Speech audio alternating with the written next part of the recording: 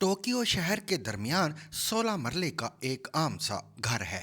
ये घर किसी भी तरह काबिल तवज्जो या पुरकशिश नहीं। आप अगर पाकिस्तानी हैं तो आप इस पर तवज्जो दिए बगैर चुपचाप गुजर जाएंगे। लेकिन मैं अगर आपको ये बता दूं, ये दुनिया की 7वीं बड़ी कार साज कंपनी होंडा के सीईओ का घर है, तो क्या आप फिर भी इस पर तवज्जो नहीं देंगे? आप यकीनन इसकी तरफ मुतवज्जे हो जाएंगे। होंडा ने 2022 में 4 मिलियन गाड़ियां और 17 मिलियन मोटरसाइकिल बेचे थे। कंपनी की ब्रांड वैल्यू 22 बिलियन डॉलर है, लेकिन इसका सीईओ 16 मरले की आम सी इमारत में रहता है। क्या ये अचंभे की बात नहीं? ये यकीनन है, मगर ये अचंभा सिर्फ हम जैसे छोटे दिमाग और बड़ी अना के लोगों के लिए है, जबकि जापान में ये आम सी बात है। जापानी लोग छोटे घरों में रहते हैं। उनका घर किसी भी तरह 2-3 मरले से बड़ा नहीं होता।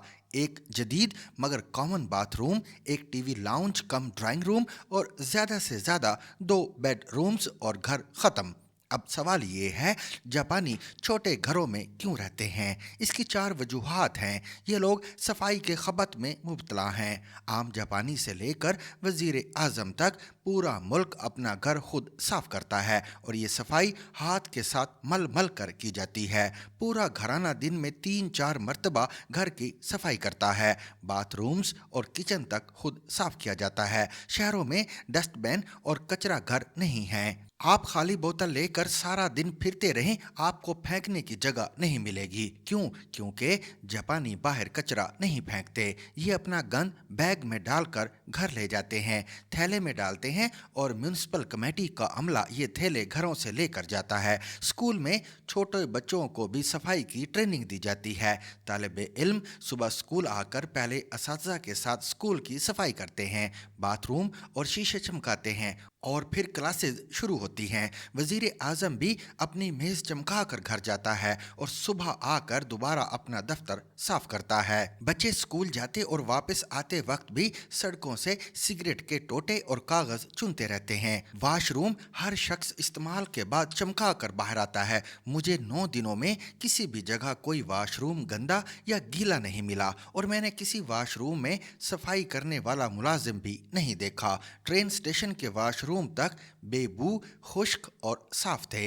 लिहाजा जापानी लोग सफाई की वजह से भी छोटे घरों में रहते हैं। ये समझते हैं बड़े घरों का मतलब ज़्यादा सफाई है। अगर घर बड़ा हो जाएगा तो हमें ज़्यादा सफाई करना पड़ेगी, चुनाचे छोटे घरों में रहकर वक्त बचाएं। दूसरी वजह, छोटे घरों में बिजली, गैस और पानी के अखराजात कम होते हैं। ये लोग मनहसूल कौम बचत के आदी हैं। आपको कोई जापानी फजूल खर्ची करता नजर नहीं आएगा। ये लोग पैसा पैसा बचाते हैं, चुनाचे हुकूमत इकोनॉमी चलाने के लिए बैंकों में रकम जमा कराने के रुझान की हौसला शिकनी करती है। बैंक खातेदारों को सूद देने की बजाय सर्विसेज चार्जेस काट लेते हैं। इस लिहाज से जापान शायद दुनिया का वाहिद मुल्क होगा जिसमें बैंक में पड़ी रकम ज़्यादा होने की बजाय कम होती चली जाती है। बड़े घर बचत के फार्मूले में भी एडजस्ट नहीं होते, लिहाजा ये छोटे घरों को पसंद करते हैं।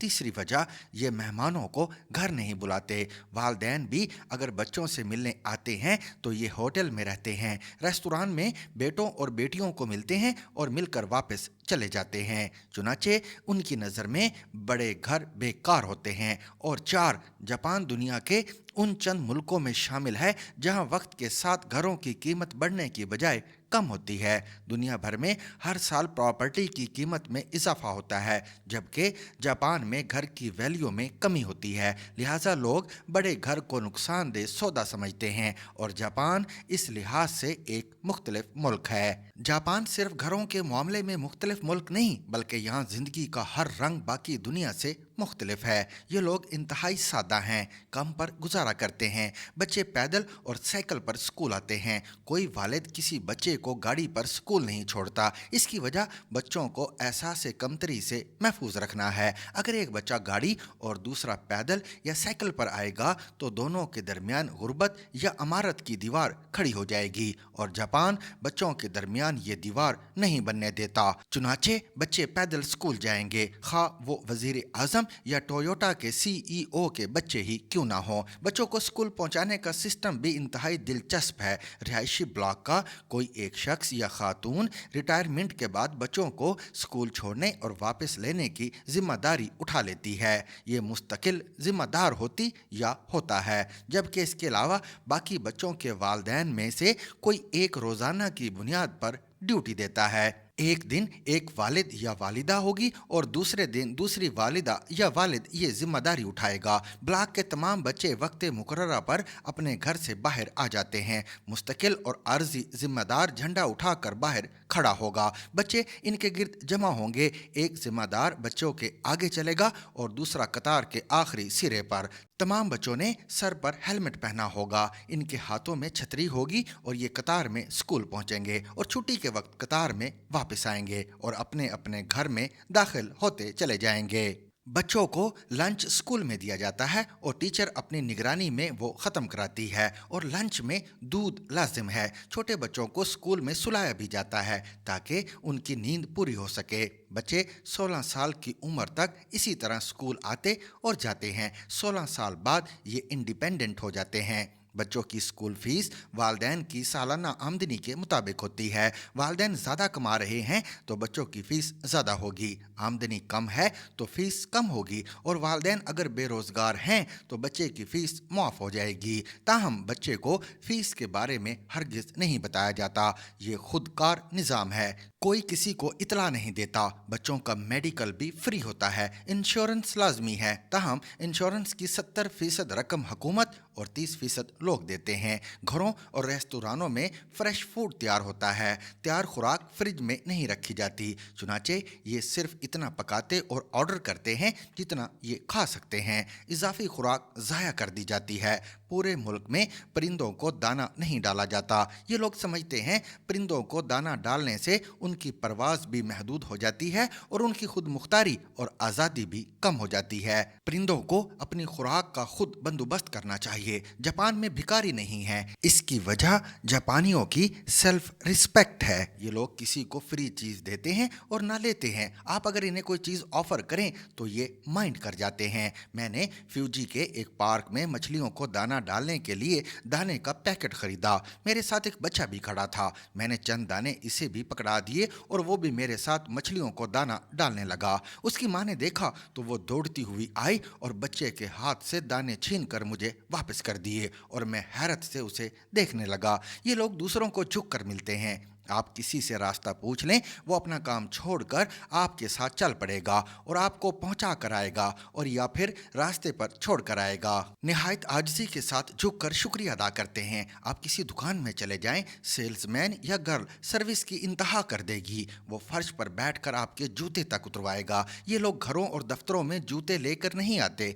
जूते मेन दरवाजे के साथ उतारे जाते हैं और घर के स्लीपर पहनकर अंदर दाखिल होते हैं। ये एहतमाम प्राइवेट दफ्तरों में भी होता है। घरों में ज़मीन पर बैठकर खाना खाते हैं, पानी बर्फीला और ठंडा पीते हैं। पूरा मुल्क ग्रीन टी पीता है। ये टी ऊंचा कहलाती है और बोतलों और कैन में भी मिलती है। ये लोग टिप नहीं लेते। आप अगर देंगे तो ये बुरा मना जाते हैं। स्टोर से फालतू चीज़ें नहीं खरीदते। मुझे इरफान सिद्दीकी ने बताया 2011 के सुनामी में करोड़ से ज़्यादा लोग मेट्रो स्टेशन और सड़कों पर फंस गए थे। ये लोग इस बहरान में भी स्टोर से पानी की सिर्फ एक बोतल और 2 बिस्किट खरीदते थे ताकि खुराक की किल्लत ना हो और लोगों को तकलीफ ना हो। ये कतार बनाने के खबत में भी मुब्तला हैं। एक शख्स भी होगा तो वो कतार बना लेगा और जब तक काउंटर बॉय फारिग नहीं होगा ये उससे मुखातिब नहीं होगा और काउंटर बॉय भी जब तक सामने खड़े शख्स का काम मुकम्मल नहीं करेगा ये दूसरे शख्स की तरफ मुतवज्जह नहीं होगा, खा इसमें कितने ही घंटे क्यों न लग जाएं। सच बोलते हैं और ये सच खा उनका कितना ही नुकसान क्यों ना कर दे ये बाज नहीं आते। मुझे इरफान सिद्दीकी ने बताया, मैंने एक बार पुलिस एहलकार को देखकर सीट बेल्ट बांध ली। मेरी बेटी ने फौरन कांस्टेबल को अपनी तरफ मुतवज्जह किया और इससे बताया मेरे बाबा सीट बेल्ट के बगैर आ रहे थे, इन्होंने आपको देखकर बेल्ट बांधी और कांस्टेबल ने हंसकर मुझे वार्निंग दे दी। और ये है जापानी करैक्टर, सच, आजिज़ी और सफाई। For more informative videos with Chaudhary Javed, subscribe to our YouTube channel. Zigzag News. We make it special.